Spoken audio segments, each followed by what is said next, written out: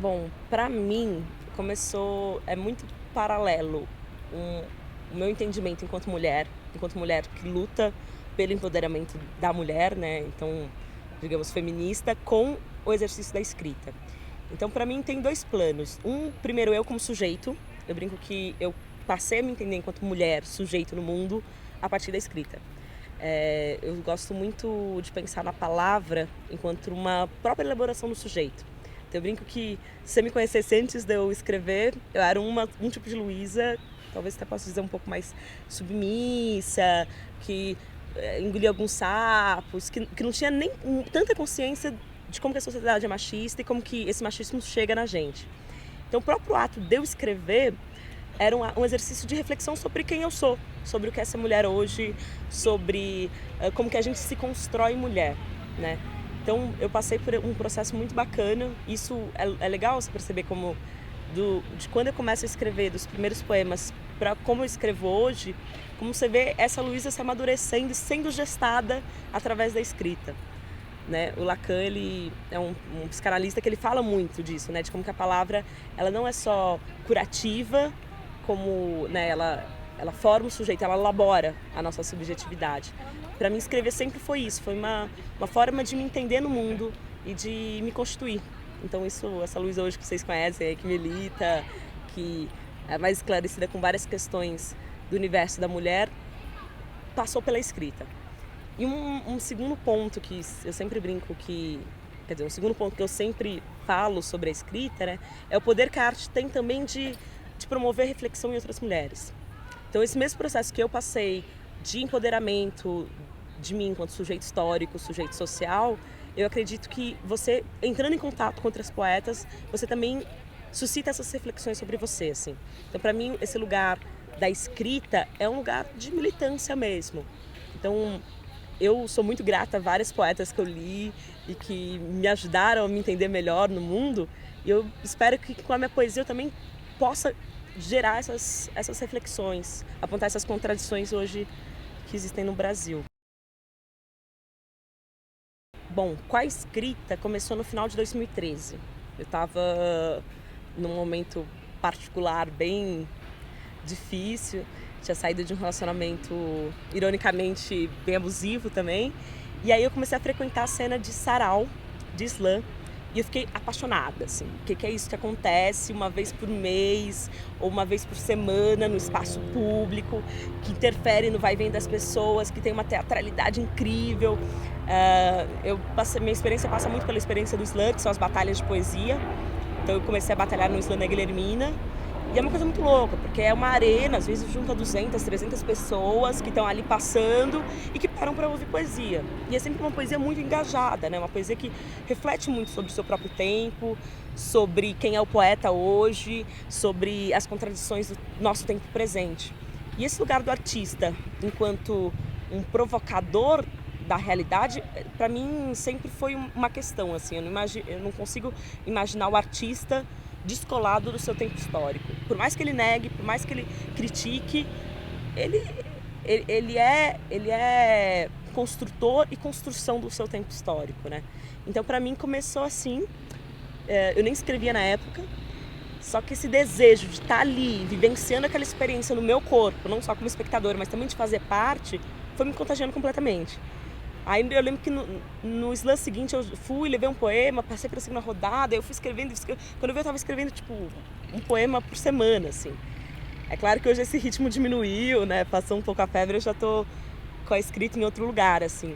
Mas para mim surgiu muito dessa urgência de falar e de me comunicar. Eu acho que bacana da poesia falada, da poesia dita periférica, marginal, que hoje rola em vários lugares do país, né, em várias periferias, é esse encontro com o outro. Não é uma poesia que está no gabinete, que o poeta senta lá, vou escrever meu livro agora e mando para algum edital, ou para uma editora, né? Não, é uma poesia que ela acontece aqui. Ela só acontece porque tem alguém para receber ela. Ela é uma troca.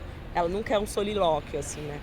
Então isso eu acho que é o mais bonito. E aí você percebe também como que o poema afeta. Eu gosto muito da palavra afeto, porque ela tem tanto essa dimensão do carinho, né, do cuidar o outro, quanto daquilo que te afeta, daquilo que te toca, aquilo que te tira do cotidiano, né? Então acho que a poesia tem esse poder de afetar o outro, tanto de criar laços quanto de provocar, assim. Bom, vem muito pela questão do conteúdo, né? Então, sobre o que eu escrevo sobre o que está acontecendo hoje, eu escrevo sobre aquilo que me atravessa no cotidiano. E sendo mulher, vivendo numa cidade como a nossa, que é São Paulo, vivendo num país que tem um histórico machista pra caramba, não dá pra não falar sobre ser mulher, entendeu? Sendo que é uma coisa que me perpassa o tempo todo, que me perpassa quando eu vou daqui até a padaria e alguém me dá uma cantada porque eu tô de shortinho, ou perpassa quando eu desço no ponto de ônibus, eu tenho que andar 2 quarteirões e vou tremendo de medo até em casa. Então assim, é uma coisa que infelizmente está muito na nossa realidade. Quando eu escrevo, isso pulsa, isso quer sair de alguma forma. Então, eu acho que o primeiro ponto é esse, assim. Em seguida, eu acho que tem esse ponto da formação, da nossa formação. Historicamente, a mulher nunca teve acesso à literatura, muito menos como escritora. Se a gente olhar para o passado, a gente vê aí uma história hegemonicamente masculina, de homens brancos, de classe média, que escreviam sobre homens brancos de classe média. Quando aparece a mulher, ou ela é absolutamente romantizada, né? Então é a Iracema, é a senhora, ou é a mulher esposa, né? Então quem são essas figuras que habitam o imaginário da nossa literatura nacional? São mulheres que não me representam, desculpa, né? Talvez ali na Capitu a gente tenha uma figura um pouco mais interessante, porque você percebe o machismo do Bentinho narrando sobre Capitu, né? Mas a Capitu não fala no livro. Tá aí a genialidade do Machado.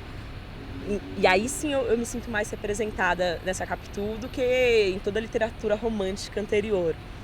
Mas é isso, a mulher ela era analfabeta, a gente não podia ler, a gente não podia entrar nas universidades, a gente não tinha acesso a nenhuma literatura que não fosse a literatura de novela romântica, melodramática. Que desculpa, não é esse o perfil de mulher que eu quero ser na minha vida, que fica lá esperando um marido europeu vindo para me salvar, né? Então tem esse momento histórico nosso agora, que é de entender que a gente escreve, a gente se posiciona, a gente fala poesia e a gente problematiza esse lugar da representatividade na literatura. Seja eu, Luísa, personagem ficcional, seja eu, Luísa, poeta, falando sobre isso. Assim, a gente teve aí um silenciamento de quase 400, 500 anos de história, agora a gente está colocando a boca no microfone.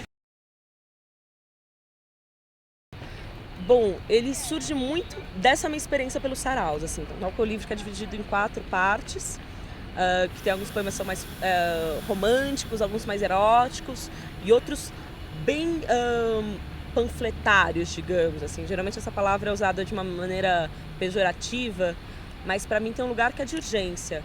Poesia, para mim, está muito no lugar do revide, né? Poesia mais do que denúncia, poesia é revide. Então tem uma primeira parte que são de poemas mais pedradas mesmo, nesse lugar que é o Motolov, né? Que é de explosão e de crítica e de pontuar. Então é a questão da Copa, do mundo, e de como que isso revela um futebol que foi totalmente empresariado. Então tem poemas sobre isso, sobre a especulação imobiliária, sobre pontos muito concretos. E depois tem uma outra parte que vem mais para esse lugar do erotismo, assim, dessa brincadeira com o jogo de palavras, que para mim, que é mulher, é um lugar muito interessante. Primeiro porque mostra que a gente, que ao mesmo tempo sempre foi muito silenciada na literatura, também foi silenciada na esfera do desejo, ou seja, né, a mulher tinha que ser pura, tinha que ser virgem até a vinda do casamento. E não, desculpa, eu tenho meu corpo, eu sei dos meus desejos, eu tenho liberdade de expressá-los da forma como eu quiser. E nesse movimento de saraus, eu consegui deflagrar alguns mecanismos muito legais de machismo e de provocação, assim. Então, quando eu, por exemplo, faço um poema meio erótico num sarau, meio brincadeirinha, do tipo coração peça que pague, se pegar, leve pra casa, rola esse risinho, assim. E é engraçado, porque às vezes é um riso mais constrangido, às vezes é sempre é o homem que faz esse tipo de piada, esse tipo de fio-fio, esse tipo de cantada. Quando você desloca e coloca uma menina falando isso e falando, olha, eu sei o que eu quero e eu tô te dando uma cantada gera um estranhamento nas posições que cada sujeito teoricamente ocupa, né? Então, eu tenho vários textos que brincam com isso, brincam com esse lugar da mulher que tá tirando um sarro, que tá fazendo uma brincadeira meio com segunda intenção. E sempre foi muito peculiar a forma como ele é recebido, assim. Às vezes em batalha de rap, em sarau, slam, gerava ou uma coisa tipo, uau, como é que essa mina tá falando isso pra mim? É sério que ela tá me dando uma cantada? Ou uma coisa do tipo, como assim? É sério que ela falou, ela saca e ele soca? Ela cama e ele come? Ela supa, ele suta, ela vulva, ele vulta, ela fenda, ele funda, ela falha. Então é uma coisa de brincar, assim. E que esse lugar do lúdico também. Eu acho que a militância, a gente tem momentos que a gente necessita brigar, necessita ir pra frente. Mano, pode vir que aqui, ó, tô fechado o corpo. E tem momentos que, pela brincadeira, pelo lúdico, você também consegue revelar aí alguns machismos e quebrar com algumas estruturas.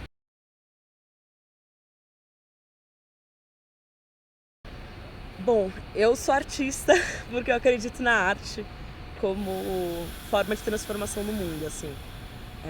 Acho que se eu acreditasse no discurso teórico, eu seria teórica. Se eu acreditasse... Enfim, essa é a minha ferramenta, a forma como eu me insiro no mundo. Assim. É claro que eu acredito que sim, a militância de várias outras formas são essenciais, mas a forma como eu consigo contribuir no empoderamento da mulher na luta contra o machismo é sendo artista. E eu acho que a gente, quando escreve, quando faz uma peça de teatro, quando faz uma música, a gente está mexendo não só na parte racional, a gente está mexendo na sensibilidade. Isso é muito louco. Às vezes a gente entende racionalmente alguma coisa que você não concorda, ou que você se sente constrangido com aquilo. Racionalmente você até pode entender, mas às vezes emocionalmente, sensivelmente não. Eu acho que a arte tem essa capacidade de transformar num outro nível também, numa outra esfera do humano, que é da sensibilidade. Então, pra mim, a escrita tá aí, assim, tá nesse lugar.